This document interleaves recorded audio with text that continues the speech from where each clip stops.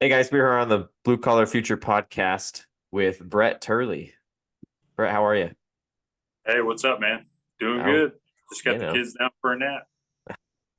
Here we go.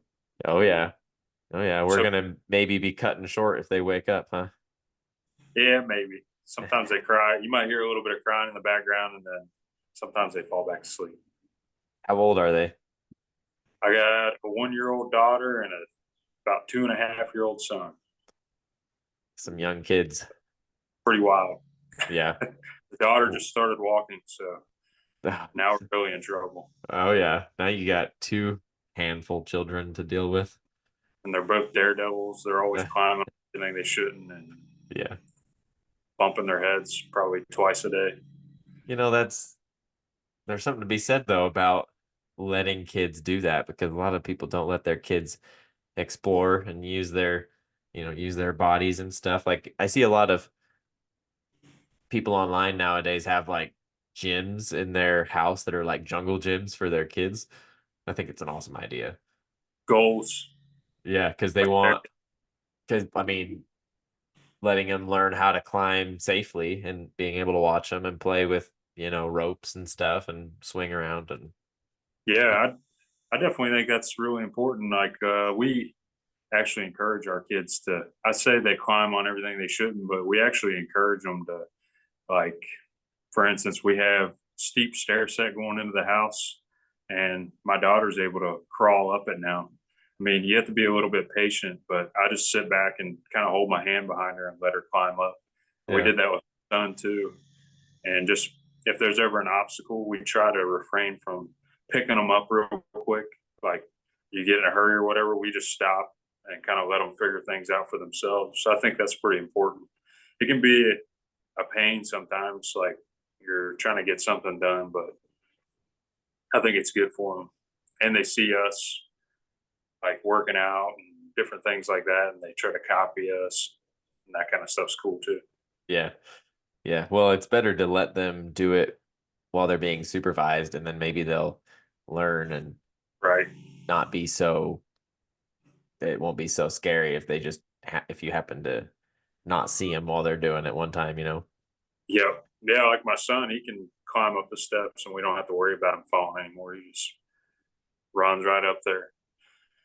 And actually, That's another fun. good thing we found is like, and I think it's worked out so far, is like if he does fall, say he's like running out here on the concrete and he scrapes himself up or falls off his little bike or whatever, I'll go over and make sure he's all right, obviously, first, but then kind of, all right, get up, buddy. And then I'll be like, I tell him to say, I am tough.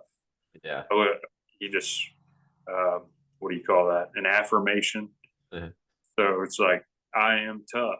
He's like, you are tough, buddy. And I kind of like reiterate it to him. And so now he'll fall and he'll be like, I'm tough. He'll say it and he won't even cry sometimes. He'll just bust himself and get up. So That's I good. think, I feel like that's a good way to approach it too. Obviously, you have to know they're okay. Like Yeah, if they're bleeding out on the ground or something, you're probably not going to say, yeah, but probably not. worked out pretty well. Yeah. No, that's good. Definitely a good thing to have and good for them to have good examples. So, Brett, let's get into it. What do you do?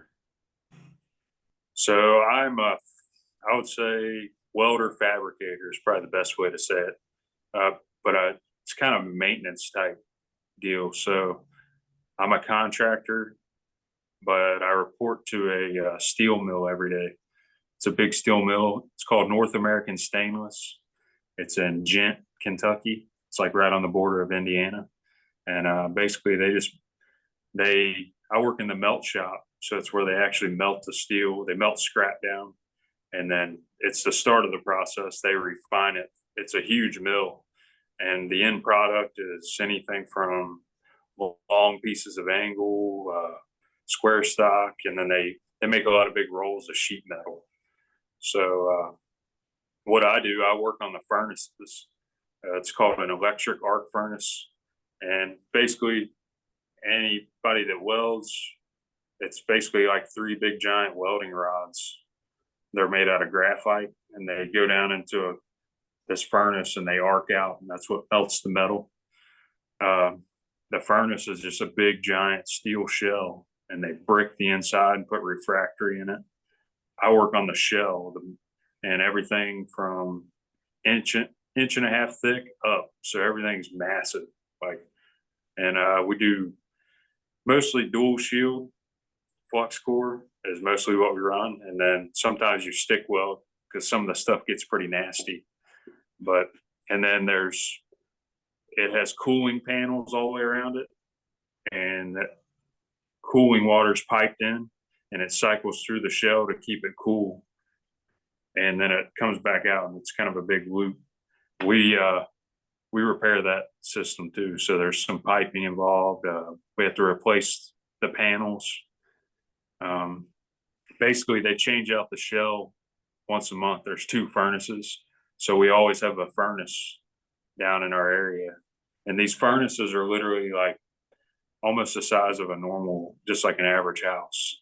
It's that tall, almost that wide. So everything I deal with is massive now. That's what I've been doing for a year. Before that, it was all little stuff. Yeah. Much more. It was piping. I was working on steam systems. So I was a pipe welder for 11 years. That's what actually got into the trade. And we worked in food plants, chemical, Yeah. did a lot of 90% stainless TIG welding, if I had to estimate it. And yeah, mostly piping and custom fab there, conveyors. Sounds like quite the process. I knew that you had done some sort of welding because I see some videos you post, but most of the videos you post online are fitness related. Yeah.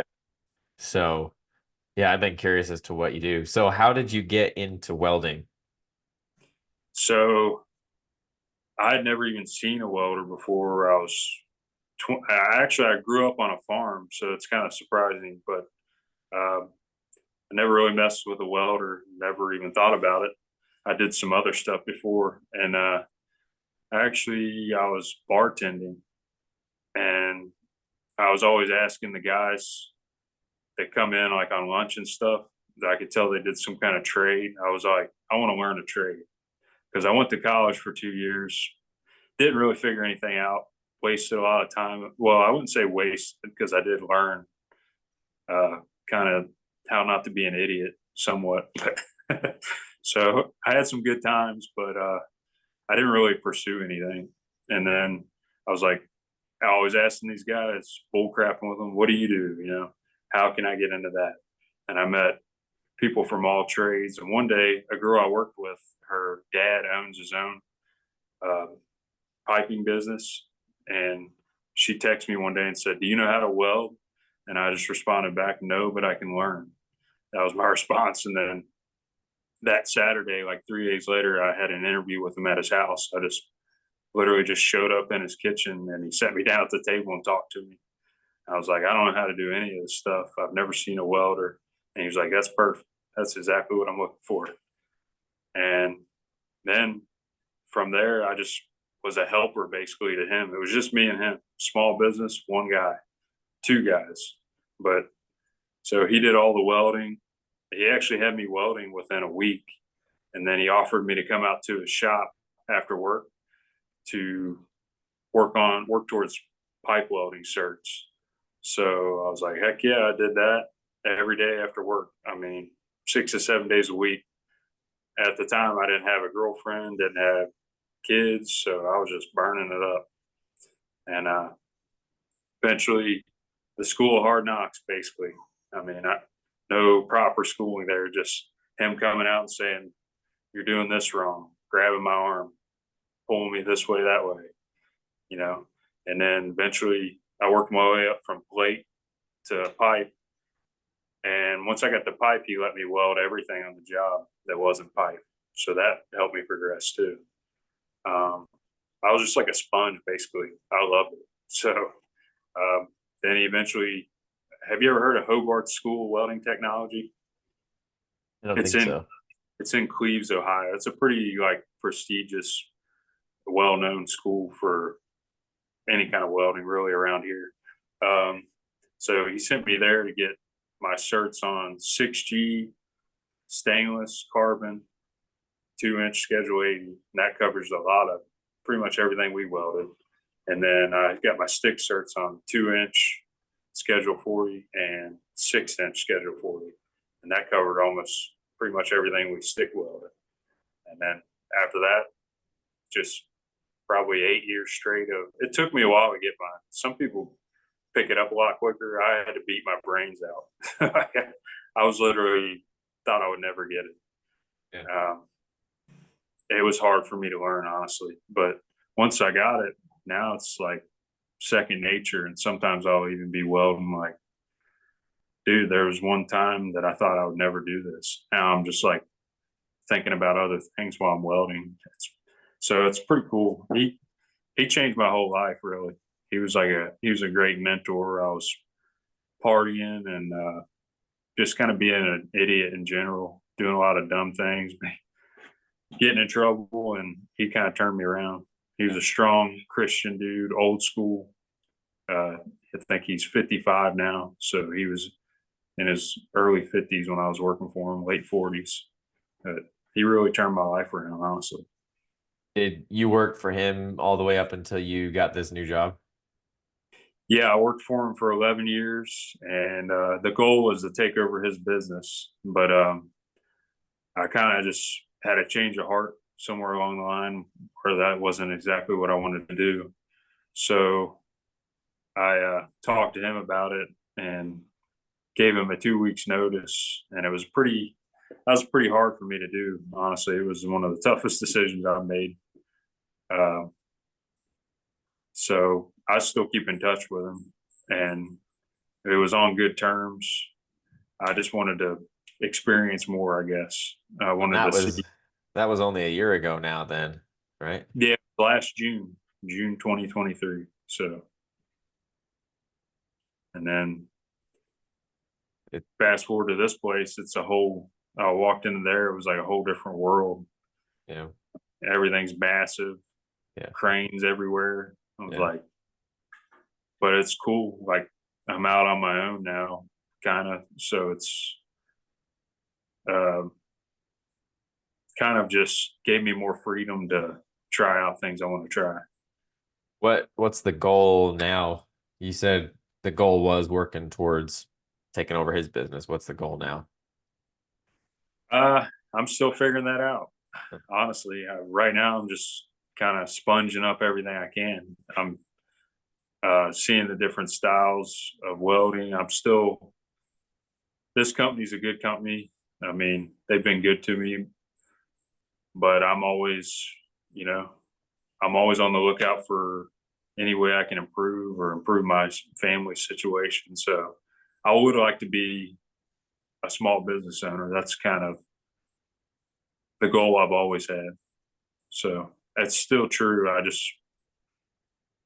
not exactly clear. I don't have a clear set thing I want to do. I'm kind of in limbo right now.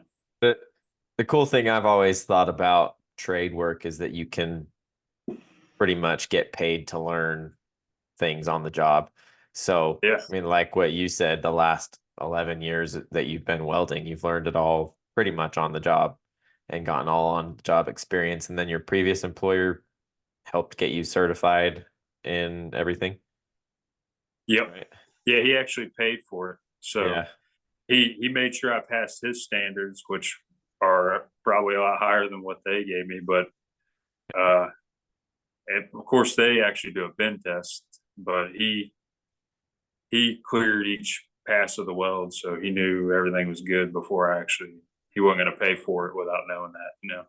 Yeah. So, Well, and where else are you going to get that? Starting off in a company, being right. taught what to do while you're getting paid for it, and then them paying for you to get certified while still paying you to work for them. Yep. And I would honestly, if anybody's listening that's like trying to figure out, should I go to school or that is a great option. I mean, it worked out great for me. And I think there's a lot of that out there. Well, I think Small the bit. problem is a lot of people don't think that that's a thing. A lot of people Yeah. don't realize that there's a lot of small business owners in small companies that are willing to do that for you. Yeah.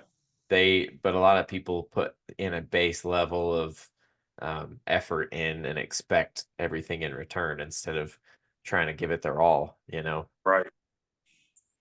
Yeah, And then it's they, definitely guys yeah, out there looking for that. That you need to be willing to learn, and obviously, I mean, you need to have your bases covered. Like, obviously, you need to be able to show up on time, be reliable, and then just listen to them. Don't throw your ego in the garbage can. He made me do that right away. I mean, I didn't have a huge ego, but even what little I did have got freaking crushed out quickly. So I ate all kinds of humble pie, and then yeah, you just be a sponge and be willing to do extra, you know, show a yeah, willingness to learn, and those kind of old school guys will teach you. yeah. That's what Well, they want. it's crazy because I've been around in the trades my whole life. You know, my dad does concrete and has his own business, so I've been Oh, around it forever. But when I started out, I think when I had just barely graduated high school, I was kind of that first summer I was finally graduated and working full time. Um, I was actually on a job and still pretty much a laborer at this point. And there was an electrician working on the same job site that saw me, and he was trying to give me a job and like basically told me he wanted me to work for him and he'd help me get certified as an electrician and all that type of stuff, like help me go through that process. And I was like, I don't want to do that. I'm working for my dad right now. Like, what the hell? But it was yeah, it was that's crazy great. because yeah, people will see that, they'll see you if you're putting in that, you're working hard and you look like you're sort of put together and have some sort of a um those baseline attributes like being able to show up and put effort in and all that stuff. Like they'll see and people will more or less sponsor you to go through because at the end of the day, it helps them training Yeah, someone from the ground up. and I think they get some gratification even besides actually helping their business. To me, like even me now, I'm only 35, but if I can show somebody's younger, like, hey, do this, man, and it works for them, that I get gratification out of that. Like, you don't want to just hold that. Some guys aren't like that, but I think people that are successful, they want to pass on. They don't just want to let all the knowledge go to waste because they worked hard to get all that. So I think it's gratifying for them to pass it down to somebody that will carry it on. Yeah. What would you advise someone wanting to get started um, in welding, or would you suggest people to start welding or to go do a different trade? Yeah, I would recommend welding. It's been great to me. I mean, every job has hazards. So things like, things actually I want to get better at is like you're inhaling a lot of fumes. So, but there's a lot of gear out now to where you can, like respirators and on hoods and different types of things. So that's probably one of the more health hazard parts of the job. You, I mean, but as long as you're not afraid of getting dirty or, being in environments that might not be as clean, which goes with most trades, welding's great. I mean, you can build and the skills cross over. Like if you can work with metal, you can take most of that skill set, work with any other material. You just might have to, adjust some things, but like you always have to measure. And that's the biggest part of the job is it's not just the welding, is picking up all the little skills like measuring, figuring out how things fit up and how the welding affects the metal that you pick up over time. But yeah, if you're getting into it, I would do research first, find out local schools, and then see how much they cost and see if it would be, if they're prestigious enough or their program's a good program. Is that worth the cost? Or start asking people in your community like I did. I mean, I was in a great position bartending. You literally talk to everybody. And I just constantly put it out there. Hey, I'm looking for this. Hey, I'm looking for this. So when something comes open, some people will remember that and be like, hey, I know a guy looking for this. Just like if daughter, I was the first one she texted because I was always aggravating pretty much everybody. And yeah, I think that's the cheapest route. I mean, if you can find a small business owner and they're successful and they're a good person, I mean, that's the best way you can get paid and just help them. Yeah. Yeah. Well, being open for opportunities and looking, keeping your eyes open, I guess, because a lot of people aren't um looking out there for opportunities. I think like what we kind of talked about a minute ago was a lot of people don't think that that's an option, and that almost immediately closes your mind off to the possibility of For sure. anything like that being available. If you think that you will be able to find something like that, then you will start looking for it. And when you start looking for it, you're going to find it somewhere. I mean, Yeah. it may not be exactly what you were looking for, but you'll be able to find whatever. I mean, I know a lot of contractors that are hiring, and there's also a lot of people saying they can't find people to work for. So Yeah. it's kind of an interesting situation for Another good people. strategy is actually, people don't do this often today. I've actually been told this. Um, but I'll just, like, if you're looking for something, just take your resume with you. Or if you don't have much of a resume, just show up to people. Like, everything's online now. And I think showing up face to face and be like, hey, or, ask them, are you guys looking for any help? I'm interested in this. And, just whatever, come in, actually show your face, uh, look clean cut, don't show up all raggedy and stuff. That show up almost like you're going to come for an interview. I mean, blue collar work, you don't have to show up in a suit tie or anything, but just kind of be clean cut, shake their hand, look them in the eye.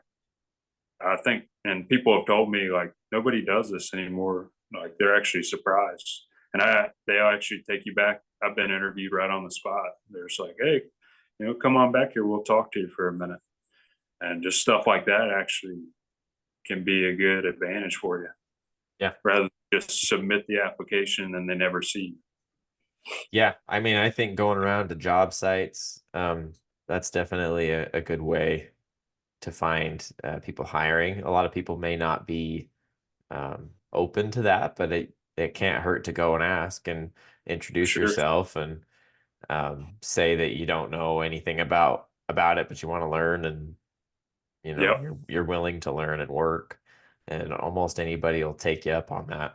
It's hard because a lot of people around here that do that are Hispanic.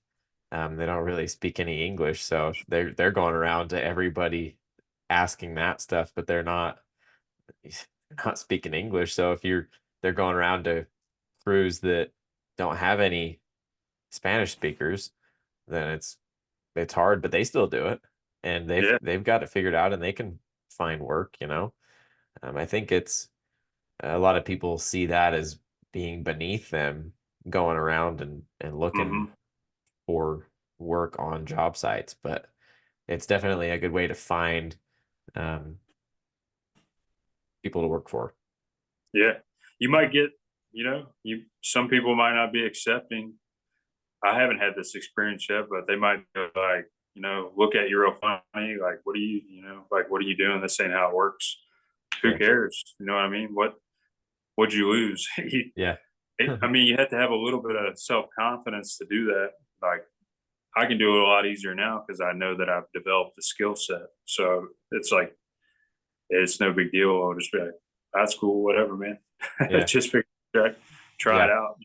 You can just get shot down, or they might laugh at you or snicker a little bit, but shoot, you're going to have that for the rest of your life, anyways, if Yeah. you're trying to be successful. So, Well, I think that probably is the big issue is a lot of people lack the self-confidence to mhm. do that. And the way the school systems work nowadays and the way that the kind of the world has been setting people up is to not have self-confidence and to be um to be that outgoing like that, to go Right. and put themselves out there and put themselves forward, because every time like everybody's so afraid to fail and have and make mistakes that nobody wants to do that. True. Yeah, and even I don't know if it's so bad now, but like when I was in high school, they basically the message was if you don't go to college, then you're not going to become anything. I mean, that basically sums up the message I got, and that's why I went to college. Honestly, is just for that. It wasn't because I wanted to. I just thought, well, I have to go, and then I wasted money. What I mean, had to pay off that loan, and I didn't get anything out of it when Yeah. I could have. If they would have said, no, these are some other options. Sure, I mean, you can make just as much or more money than somebody with a college degree, depending on how aggressive you are. So, Yeah. That's a lot of what I talk about. When I was in high school, trade work wasn't pushed at all. I mean, you go in the school counselor's office, they're not asking you what you want to do. Um, they're asking you where you want to go to school. Hey, same thing. what Yeah, college you want to go to. They're not asking you like what you like to do, what you want to do. And trade school or just the trades in general is not an option. It is like right. a maybe some school counselors entertain that. I know most of the ones I've heard and seen and talked to don't. And then the real kicker is they will be like, oh yeah, you probably won't really make it in college. You probably should just go work in construction or something. And they talk about it as if it's lesser than. So Right. it people get this idea that if they don't get the college degree, they're not worth as much as the next person who does. And some of these guys out here, if you get out into the workforce, like the guy I work for, these people are smarter than, I mean, he doesn't have a college degree, but he's one of the smartest guys I know. So, I mean, you can't, yeah, I've heard that same thing. I mean, it's common stereotype, but some of these guys are some of the smartest guys you'll meet, and they're working with their hands. Yeah. But there's a lot of brain work in trades too that people don't, they kind of overlook that part. You're just using, a tape measure or whatever, and digging, taking a scraper and scraping some concrete. Like, yeah, there's a lot more to it than, how'd that concrete get measured? How's it turn out to be such a perfect sidewalk or foundation? It's like, you don't just scrape it and it's magically appears. Yeah, there's a lot more problem solving and a lot more Mm-hmm. brain work than people want to admit. Um, it's really interesting to go through, the way people think about it because I think it really does come down to, people just coveting this piece of paper that Mm-hmm. really doesn't mean that much because you can go to one school and get a piece of paper and the people you want to work for, your employer values a piece of paper from a different place more than yours, and then they give the job to someone else because they don't recognize the piece of paper you get from this institution over the other one. And it's like, Yeah, okay, where's the disconnect here? I thought the college was like the thing, not right, like this college versus that college. And there's a lot of politics around it. It's a lot of time and really wasted time and money that goes into it. for sure. I know some horror stories on that too. That's buddies and people I know, people I went to school with that they went further than me and actually got the full degree. And now what they're doing has nothing to do at all with what their degree was. And they're still paying on, hundreds of thousands of loan. Luckily, I got out of there before the wound. I kind of cut off the bleeding on that one, but Yeah, it that definitely happens a lot, I that think. happens a ton where people just don't even end up using their degree for what it was for. Like just having that piece of paper gets you opportunities in some places and then people don't even end up doing what they studied, which Right. begs the question, why did you have to go through all of that then if you didn't even end up doing what you were For after? sure. And it's also like we got to ask ourselves what's the point? What's the goal behind it. Because a lot of people are just going to get a piece of paper. I mean, is it so that you can do a specific job? Is it so that you can be successful? A lot of the times it's just not necessary, but Hmm. the idea has been pushed for so long that people just think that they just have to have it Yeah, and it's waste unfortunate. waste all the time and money to get it. And then it's like, wow, that was worth it. Yeah, Not. I won't say like I know we're kind of like hating on college a little bit, but I do think that college can be beneficial. But Yeah. just if you know what you're going to do, certain things do require college, and you Yep. do like I did learn, but I guess our message is kind of don't think that that's the only thing you have to Yeah. do. Like it can be beneficial to you for sure. Yep. But you want to make sure that you know what you're doing before you do it because you're going to be spending a lot of money. So Yeah. I would not just go like I did, like, well, I don't really know what I'm doing, undeclared. Like Yeah. that was my major, undeclared. Uh, Like if you're in that boat, I'll probably take a step back and maybe get a job working somewhere for a little bit just yeah. till you figure. My goal is always to tell people not to go um, if they don't know what they want to do, because a lot of people's advice is go to college and figure out while you're there. And I think that's a terrible idea because a lot of people do that and they end up switching majors 10 times and they end up spending way more time there than they should. And then they get done and they still don't end up doing what they set out to do. And they have even more debt than if they had just worked somewhere, got some experience, figured out what they liked, wrote a 5-year goal, 5-year plan for themselves, and then went to college with that knowledge and then figured out what they wanted to do. No doubt. But instead, they're spending money to try to figure out what they want to do and wasting time. And it just doesn't, it just doesn't help that much at that point.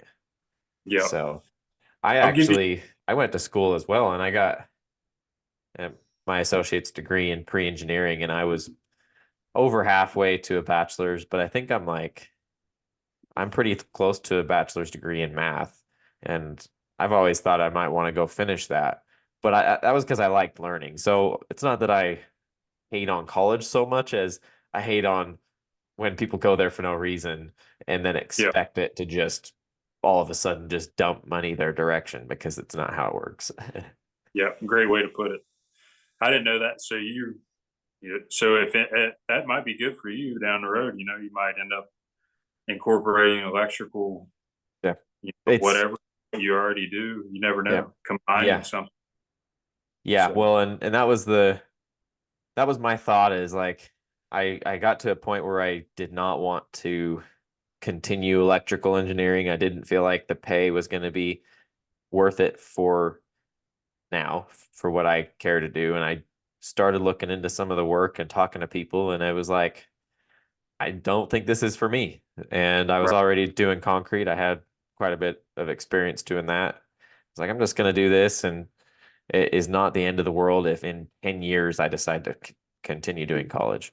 So that was my whole purpose behind this podcast is to get people to realize that, first of all, don't go to school unless you know what you want to do.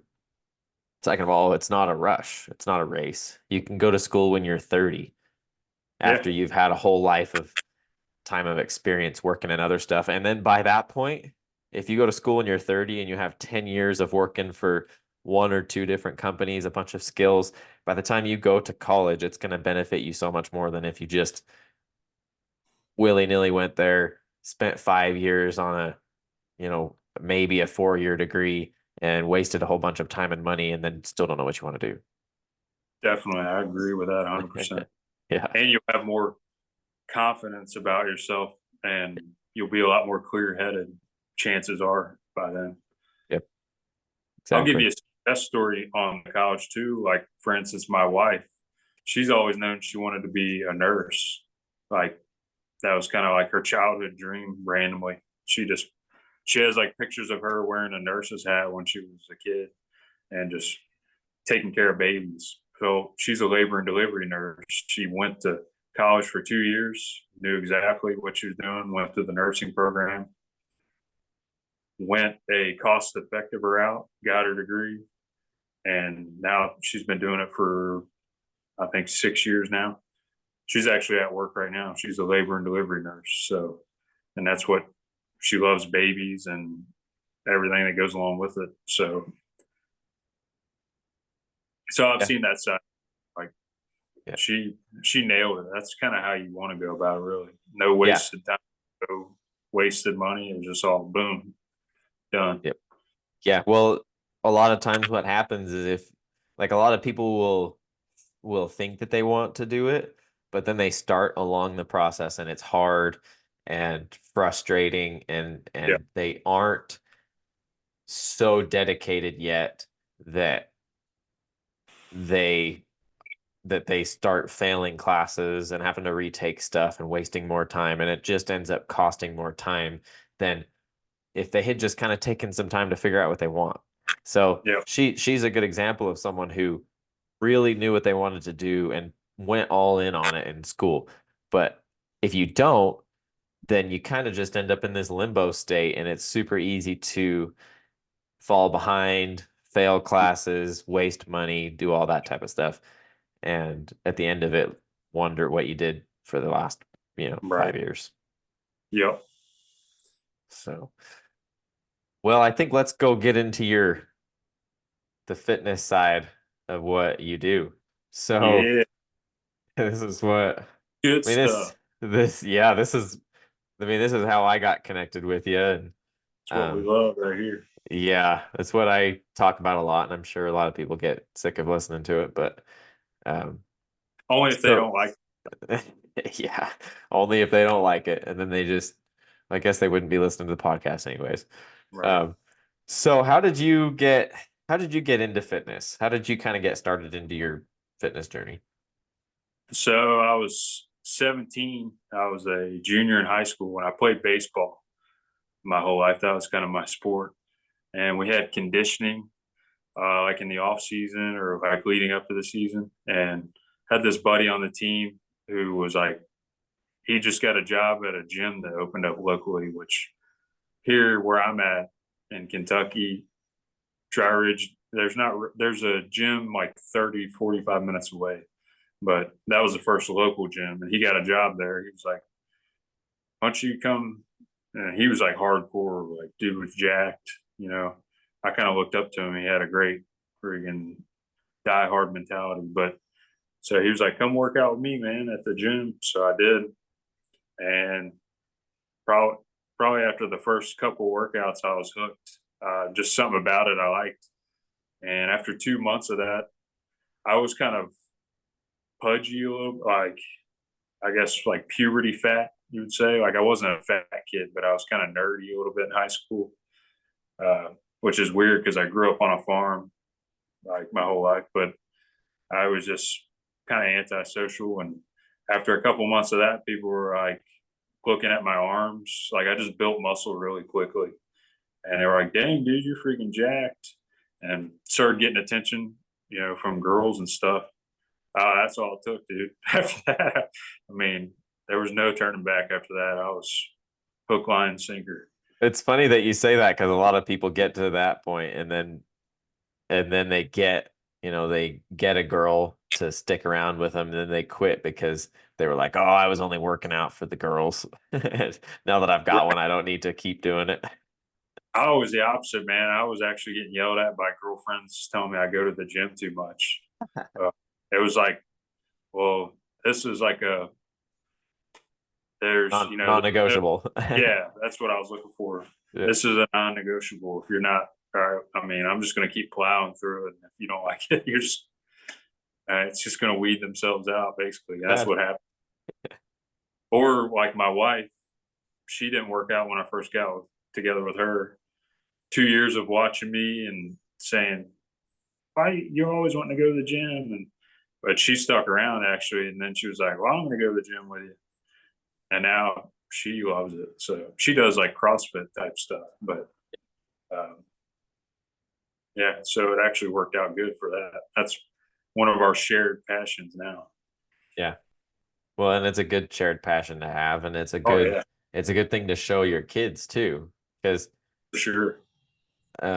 Letting them, like we were talking about earlier, I mean, that type of stuff helps build kids' confidence too when they see that in their parents and then they do it and they try these things. It helps build kids' confidence to help them out later on in life. Definitely. My parents didn't really work out or anything, but my dad, he he instilled the work ethic in me. Him and my grandpa. I mean, he would work all day, sometimes two jobs, and then come home and work on the farm. And he actually, I was a farmer when I was 10 because I Yeah. actually had my cows. Are you familiar with 4-H? Yeah. So I got a loan through that, and I got my own herd, and him helping me with that developed my work ethic. But then this guy I met helped me. I got that passion for fitness, and then combine the two, and it's like, oh, if you combine those two, it that's why it wasn't just for the girls, or it was like just instilled me at that point. It's like you got to keep working hard at this. It's like Yeah. this is for life. Just Yeah. clicked for me. There was no turning back. Yeah. I I have a sort of similar experience. I grew up doing concrete, obviously, and would always go to work with my dad and stuff and got the work ethic that way. And I also started working on a farm when I was about 16-ish. And I would go pour concrete and then go do the farm stuff after, like all night. And I Yep. remember the summer before my senior year, I think I worked probably 90 hours a week and was like it was nothing to me at that point. And that's when I first started to realize that our bodies are capable of more than we think. And a lot of people listen to that and they'll say, "Oh yeah, but you were, 17 years old or 16 years old or whatever.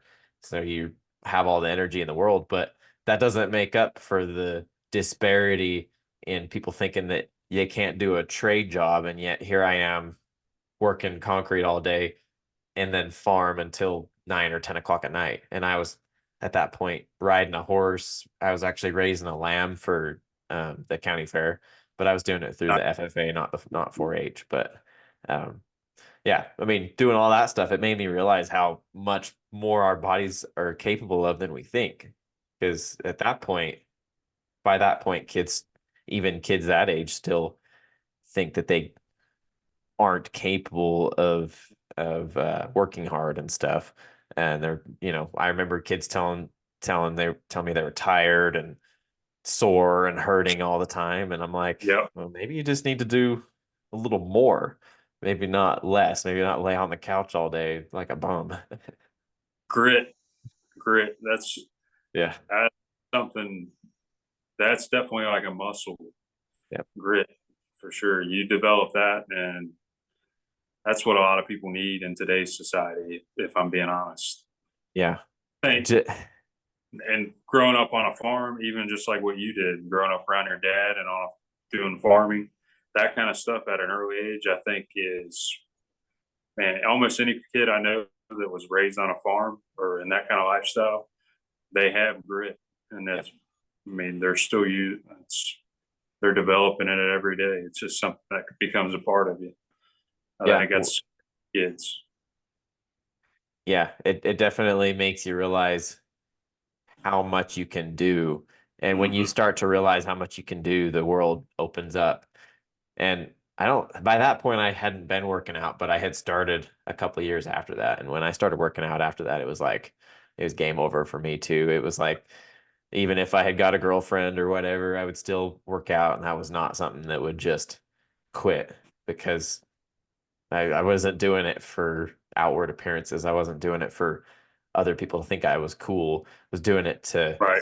take care of myself, to feel good, Mm-hmm. to be confident in my own skin and stuff. Um, so yeah, there's a lot there. Now you're doing body weight pull ups, like Well, with your body weight added onto it. not quite. Almost there. That's the next goal. But That's wild, man. that's the thing is fitness is it's so cool because you can set measurable goals and incrementally increase the resistance on your body, and you'll get to the end and be like, dang, I'm already here. What now? And then you got to Yeah, start pushing yourself even harder to get to another point. And it's like, yeah, it even that doing that all the time really makes you think about how much extra you can be doing elsewhere in your life. for sure. How else can you make your, increase your skills at work? How else can you improve the way you show up to work? All that type of stuff. It all plays in. Definitely. Yeah, it's, uh, I guess that would lead into what me and you both have been promoting. Really, I just actually recently made a post about this, and I want to make more about kind of the blue collar mentality. Like, something you hear a lot of the older guys say, and I've heard it ever since I started working. Basically, is your body's going to break down. And that was one of the other things. Well, you go to college, then you won't have to break your body or whatever. That's like Yep. another Yep. mentality. And I believe that honestly, but at the time I was just young and like whatever, I'm good now, because I'm a young guy. But as I get older, now I'm 35, and I'm actually stronger now than I've ever been in my life, and in better shape. I mean, yeah, everybody has like aches and pains and stuff, but if you continue to train your body and build strength, the aches and pains will be a lot less than if you just sit around and let your body get trashed. I mean, if you're looking for longevity, especially on a blue collar type job, your best bet is to build strength and mobility. I mean, hands down, that's the best thing you can do. You're going to last a lot longer. And your diet. I should Yep. throw that in. That's something I'm actually getting better at myself now. Yeah. But I've never been terrible at it. But I'm starting to learn more about it. Yeah. That kind of, man, that would be a huge help to our blue collar workforce if this kind of stuff was promoted. There's kind of that stereotype, just Yeah. the gas station food, friggin' just monsters, like 20 monsters a day, and smoking cigarettes all day. It's like that, your body ain't gonna last. I don't care. Even Yeah. if you work out every day and do that, Yeah. you're gonna be crushed. It Yeah. don't matter. That the diet's definitely the thing I'm focusing on the most right now. Um, and I've never really been the best about it other than I just one thing I've always known is there is a point where you can be eating too much. And I feel like that's what a lot of people somehow they just eat big meals and crap meals for breakfast, lunch, dinner, like all this. And at the end of the year, they've gained, 10 pounds, but they don't notice. And You know, the it's work doesn't just offset it.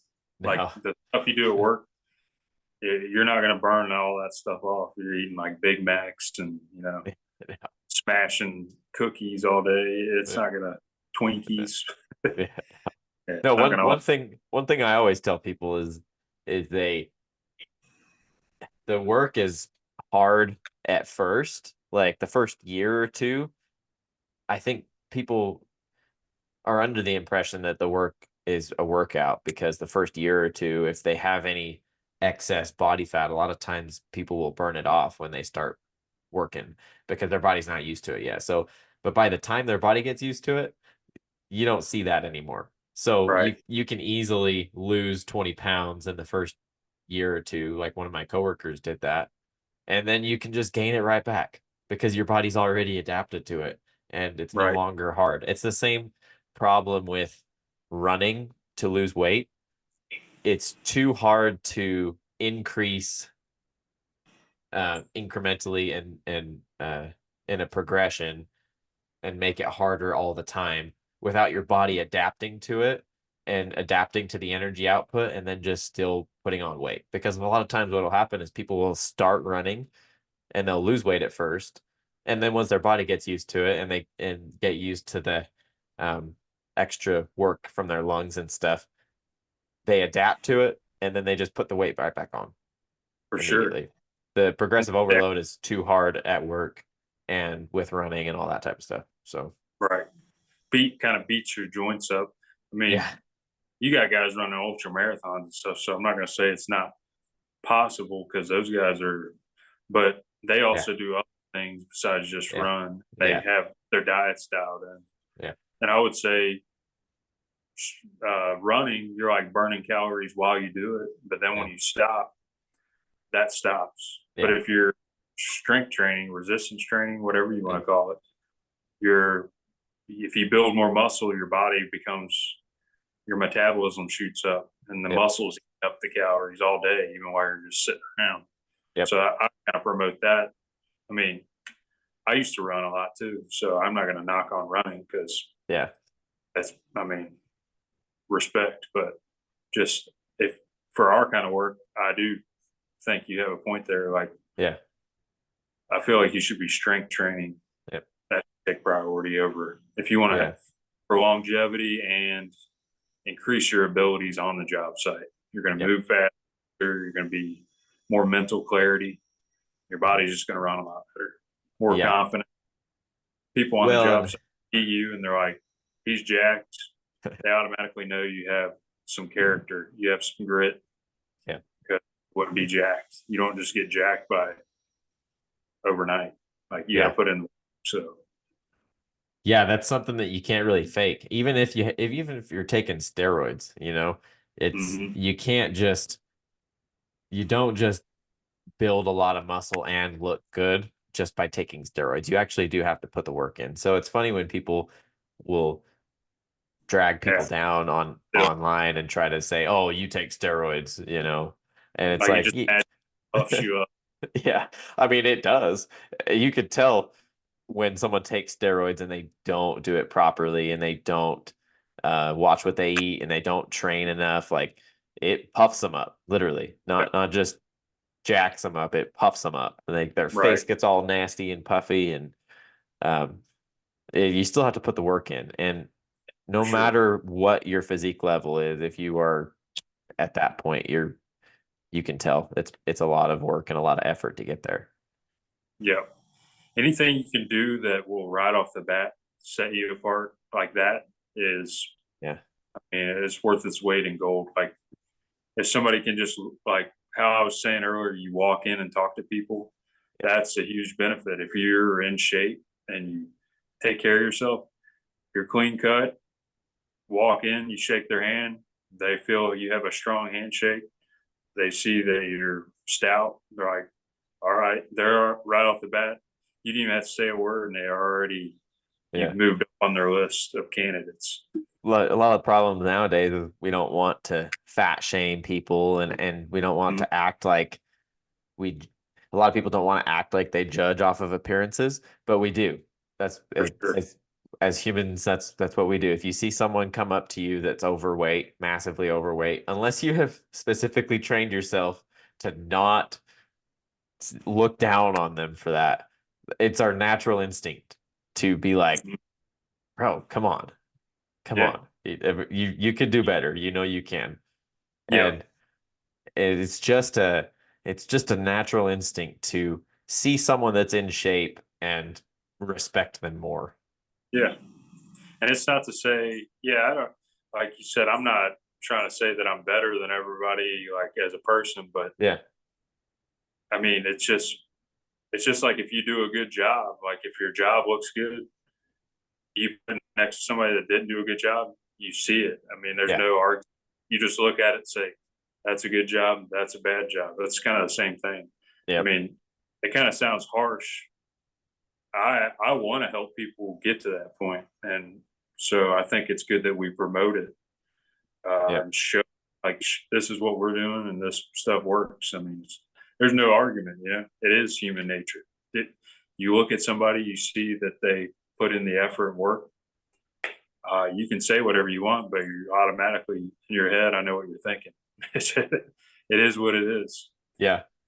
So you touched on that real quick. What's your have you been helping people out specifically like coaching them, or is your goal with the social media just to create content to uh, help people get started, or what is it? So that's a good question because I started out, actually, I was training for a kettlebell certification and I was sending videos to an online coach. And I was like, okay, I'll just start posting these. And I had not a clue anything about Instagram. My video, if you actually scroll back to my early videos, they're pretty shoddy. Like, and then over time, you can see like I'm playing with different editing and stuff like that.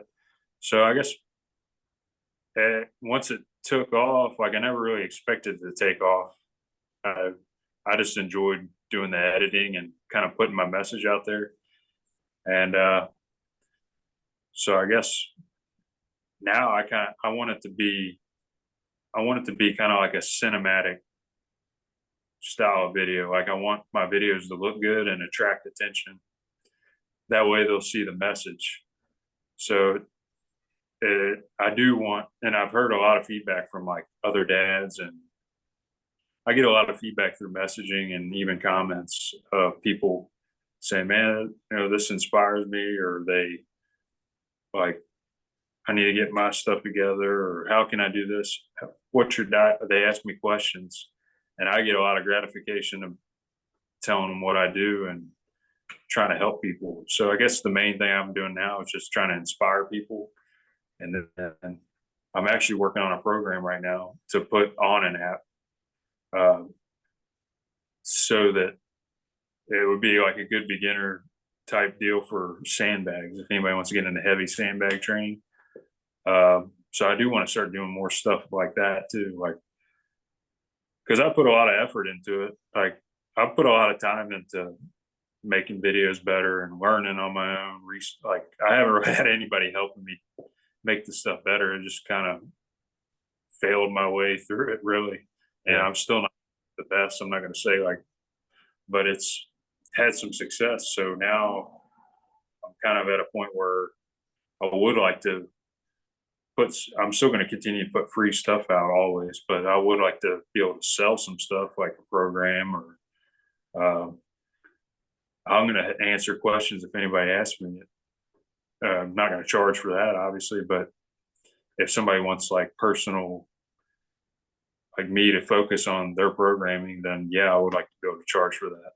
I actually have a background in, I was a CrossFit coach for 2 years at our gym. So, I mean, I have a ton of experience in a class setting. So, helping multiple people at a time with their form and technique. And it's pretty wild to coach a class rather than one on one. I've worked with people one on one too on the side, but never like an official gig. But that class setting really kind of helped me because you got to be quick. You can't sit there and spend, you got an hour and you might have 10 to 15 people. You got to be like, bam, bam, bam. You got to be able to tell them, try this or try that or do this instead. And that helped me with that aspect. And then I actually had my own kettlebell class for a while, but work kind of interrupted that. I really enjoyed that. I didn't make a whole lot of money off of any of that. I basically just got a free membership, but I enjoyed it. Like it just once I had kids, I couldn't really continue doing that for free, basically. So I'm taking time away from my family and time I could be working on other stuff. But I've always had a love for doing that. I do. There's a couple guys I help now. I kind of on the side once here and there a week, every other week if they need help. I'm having more people come out to my house and train with me here recently. I'm trying to get like a group, like an unconventional training group going out here. I'm having a little bit of success, but it's not really nobody else trains like me around here, to be honest with you. Like you don't see, there's a couple guys I know, but it's not many people train with sandbags and kettlebells like out in their yard. No, not very many people Yeah, for sure. it's not very common. So, Yeah. but this training style is, like I said, I'm stronger now than I've ever been. I'm in the best shape I've ever been. And I'm continuing to progress at 35 with 2 kids. And I'm a blue collar worker. So Yeah.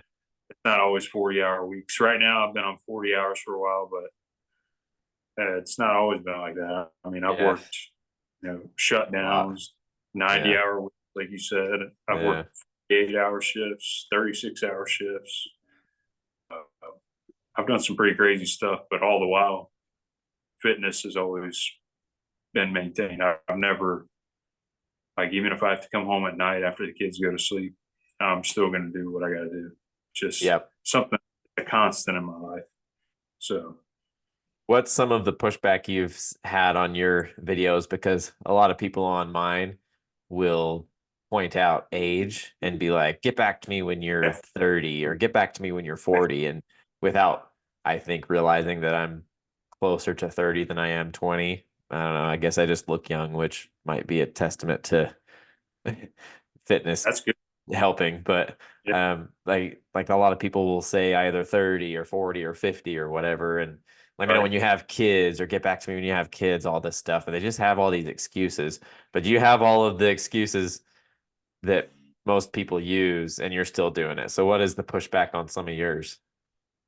Well, to be honest, the main pushback I get on social media has been like, "Oh, what's your test? What dose of test do you take?" Or trend. Like, they'll just comment like Yeah, trend or stupid like that. yeah, But you know what, man? It could be bots. It could be just, dummies just trolling on the internet. I don't know, but that has literally been the main. And I've actually made some videos kind of retaliating just for fun. Like, because why not use it to kind of promote myself at the same time right, because it's fun. yeah, But yeah, yeah, before, like in real life, is where I've heard more stuff like from other guys saying, "Oh, I'll just wait till you're 40 or whatever. Or, you ain't gonna be able to do that forever." Or, you know, there's more important stuff. You need to be with your family. It's like, dude, I work out for 30 to 45 minutes max, and I do that before they wake up or when yeah, they're taking a nap or while they're right next to me, which is even better because then they see me doing it and they do what they see, not what they hear. So, actually, to me, that kind of stuff just fuels me to keep pushing even more. I'm like, nah, dude, you got it all wrong. It's going to benefit my family. Um, if I stay strong and I have more longevity in my work and my mental state is, I don't walk around all day with a negative attitude or feeling like crap because I'm in shape. I can create more opportunities for my family. Just like what we were talking about, people automatically look at you and you shake their hand. They're like, all right, this dude's legit right off the bat. That's going to create more opportunities for me. yeah. Social media wise, all my content, that's what I do. Like, everything I post, I do this stuff every day. Like, even if there wasn't Instagram, before I ever started posting, I was doing the same stuff while I was working.